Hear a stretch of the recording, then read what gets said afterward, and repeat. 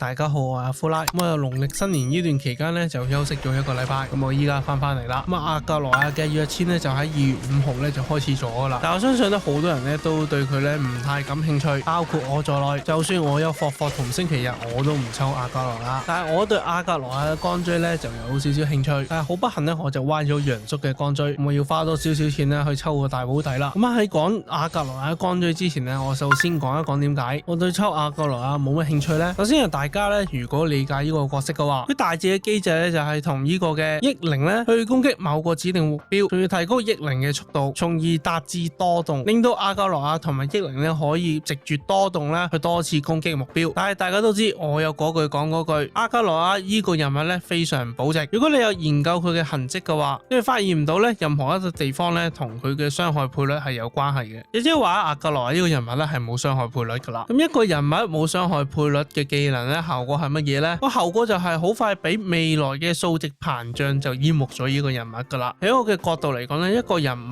冇呢個嘅傷害倍率，喺未來係好難追得上呢個嘅數值膨脹嘅。所以呢個亦都係我點解專攻大黑塔嘅原因，佢嘅傷害倍率無可限量啦。而第二個我唔抽阿格羅亞嘅原因就係阿格羅亞嘅終結技咧係去到350能量嘅要求。如果你冇星期日或者霍霍嘅話，要令到阿格羅亞喺好短嘅時間裏面咧開到終結技咧係非常困難嘅事。變相嚟講就係佢綁死咗某特定嘅角色，咁我亦都唔排除呢個係未來召喚隊嘅玩法嚟嘅。但係一諗到佢又冇傷害倍率，又要綁特定角色，亦都冇所謂嘅真實傷害，所以對於我嚟講呢個吸引力真係差少少。你都唔想抽一個新人物過咗2個版本就要擺倉庫噶，係咪？但我認為我所講嘅呢2點就足以證明呢未來呢佢擺入倉庫嘅機會呢係幾大下。咁至於個角色呢抽定唔抽呢就交翻俾你哋自己去決定。而阿格羅亞嘅專屬光錐就反而引起咗我嘅注意。咁我讀一讀咧阿格羅亞光錐嘅效果，使裝備者基礎速度提高12點，裝備者同裝備者嘅益靈咧喺攻擊後咧使裝備者獲得1層積感，每層積感使裝備者同裝備者嘅益靈咧暴擊傷害提高 9%， 最高疊加6層，疊加至上限嗰陣咧，個人積感額外使造成嘅普通攻擊傷害咧提高 9%。咁呢個第一章嘅記憶命途嘅5星光錐，咁所以佢有一啲嘅新機制咧攞嚟研究咧，我就覺得幾有意義下。首先講呢張光錐增加速度嘅部分，平時你睇到有一啲嘅遺器，譬如信使套咧，佢加速度，因為寫使裝備者嘅速度咧提高幾多個 percent 咁樣寫嘅。咁我而家做個例子咧，就係記憶主咧用咗呢個阿格羅亞嘅專屬光錐，咁本身咧記憶主嘅速度咧就係103，但用咗阿格羅亞嘅光錐之後，你會發現咧佢依12點咧就要歸入呢個嘅基礎屬性嘅嗰部分裏面，而唔係計入藍色數字嗰度。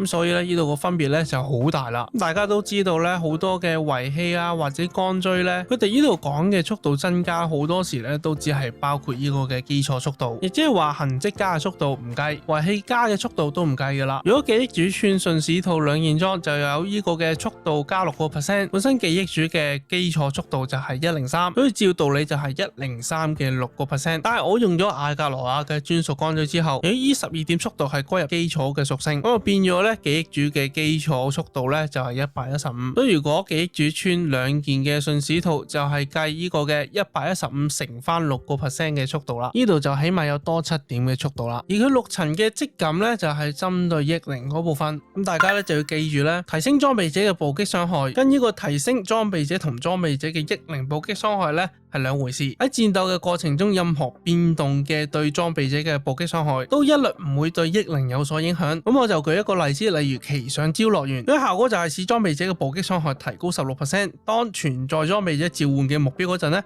暴擊傷害咧額外提高32%。咁用喺關於益靈嘅人物嗰陣，使裝備者嘅暴擊傷害提高16%咧係發生喺戰鬥之前。咁呢個16%咧係會對益靈咧都有影響嘅。但後面暴擊傷害提高32%呢個效果咧係屬於一種變動嘅暴擊傷害。如果呢個變動嘅暴擊傷害冇提及益靈嘅話，咁佢呢個變動嘅暴擊傷害咧就只會對裝備者生效，但係唔包括裝備者嘅益靈。咁通過呢個理解，你用花火嘅夢魷魚去針對呢個嘅益靈，佢俾暴擊傷傷害億靈又得唔得呢？咁呢個例子裏面你會見到夢魷魚咧提高億靈嘅暴擊傷害咧提高117%，但係對億靈天賦嘅伙伴一起嗰個使我方全體嘅暴擊傷害提高呢一個效果係完全冇任何嘅作用。而阿加羅亞嘅鋼錐佢嘅即感疊加6層咧係有提到億靈嘅，所以呢張鋼錐所提供嘅54% 嘅暴擊傷害咧係會動到億靈嘅伙伴一起嘅暴擊傷害，會令到全體再增加多6%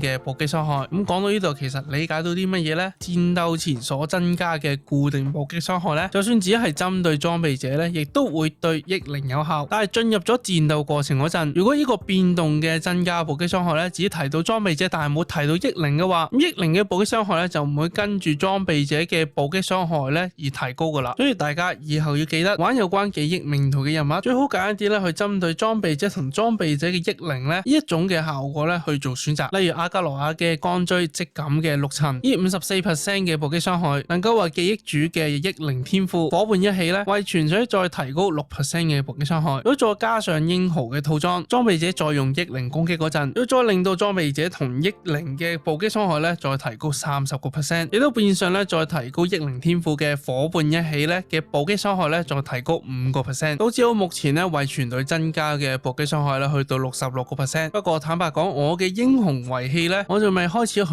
認真對待。如果我專心拆呢一套嘅遺器嘅話，我相信可以令到我嗰個伙伴一起咧增加全體暴擊傷害嘅效果咧去到更高。咁講到最後啦，阿加羅亞鋼錐咧對記憶主比較好，定係4星鋼錐嘅勝利子在招值間咧比較好呢？咁我覺得咧阿加羅亞鋼錐嘅提升咧主要集中喺呢個基礎速度嘅部分，而暴擊傷害咧我覺得係其次。如果你唔係好似我咁對數值好在乎嘅話，你可以一直用呢個4星鋼錐勝利子在招值間咧去提高我方全體目標造成嘅傷害提高16%，去一直咁用落去都唔見得有啲咩嘅問題。畢竟4星鋼錐真係比較平。好啦，咁我今日分享咧就到呢度。咁希望呢部影片咧就幫到大家咧去區分一啲咩情況下嘅效果係可以同時針對裝備同埋億靈嘅。咁追呢條片咧，你就記得撳個 like、留言、訂閱同埋打鐘仔。我哋下次再見。